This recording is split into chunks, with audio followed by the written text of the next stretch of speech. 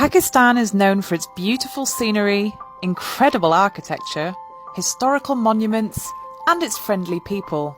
But what about the food? I often get asked my opinion on Pakistani food, and so I wanted to make a video to show you some of the delicious things that I enjoyed trying. Let's start with some very simple but incredibly delicious street food. So there's a lot of street vendors, and I've come across somebody who is making corn here. And this is all actually salt. So he's tossing the corn in the salt, and it's going to have a lovely smoky flavour because it's actually a wood stove underneath. It's quite hot work.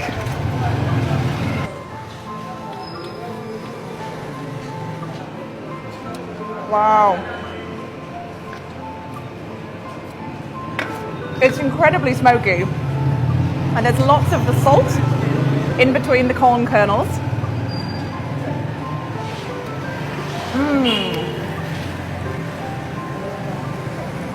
You don't get corn like this back home.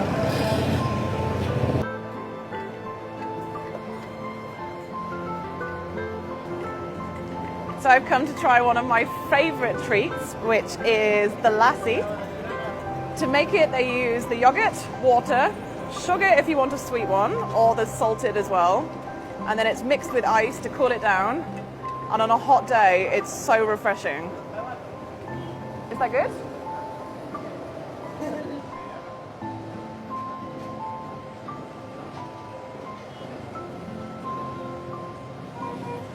So I've got my sweet lassi now, nice and cold from the ice, and then on the top he's actually added the cream from the top of the yogurt, so it's even richer.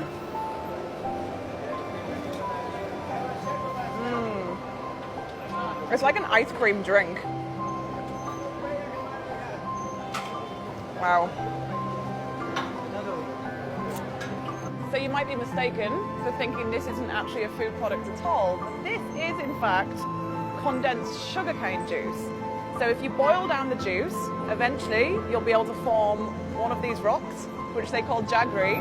Now I'm regularly asked what they call these in England, but we don't actually have a name for it because it's just something that we're not able to get back in the UK. And this is commonly used in drinks, desserts, and it tastes so good.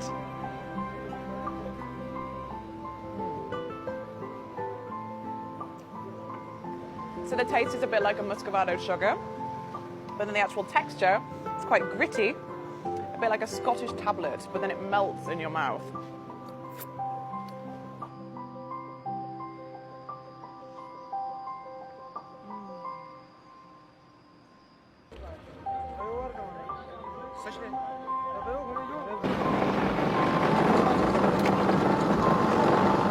Where do we put it? In the middle? Where does it go? Here? Ah! Nice. So in the valley below, one of the most important crops there is the sugarcane. So I'm going to try some lovely fresh sugarcane juice, which is always mixed with a little bit of lemon or lime.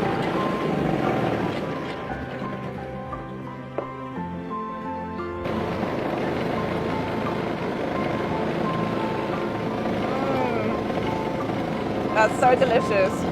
I could have done with this much lower in the valley when it was super hot. This is ice cold and super refreshing. Bread is served with almost every meal in Pakistan, and I even tried my hand at making it myself. And now?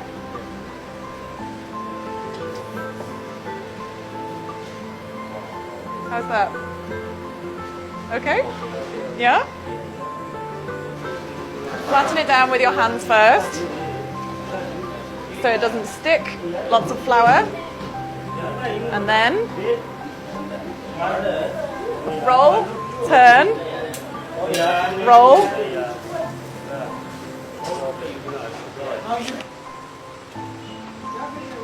So now he's wetting it.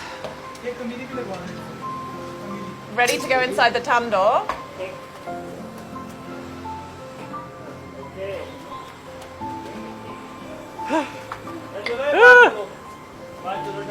Oh, I can't go fast enough. Oops. Oh, that one went wrong. Last one.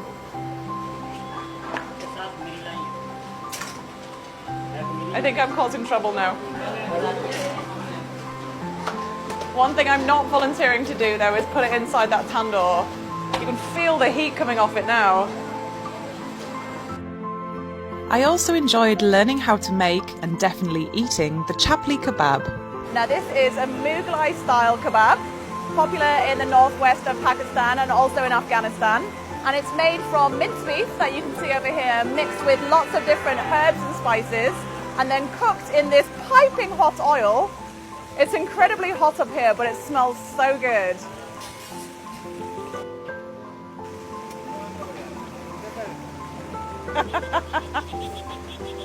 I don't know if I want to push it in. No.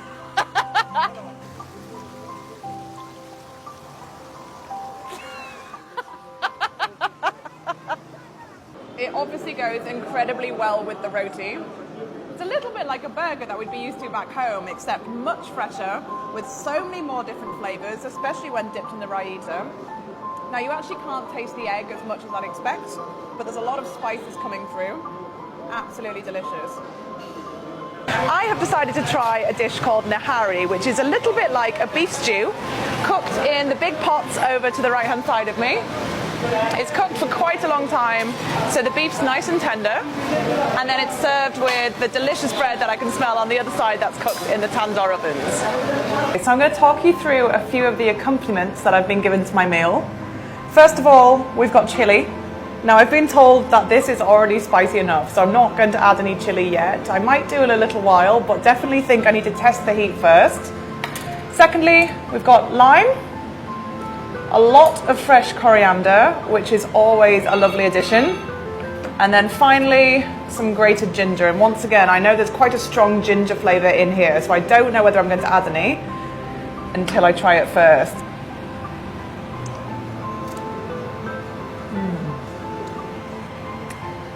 That is so good.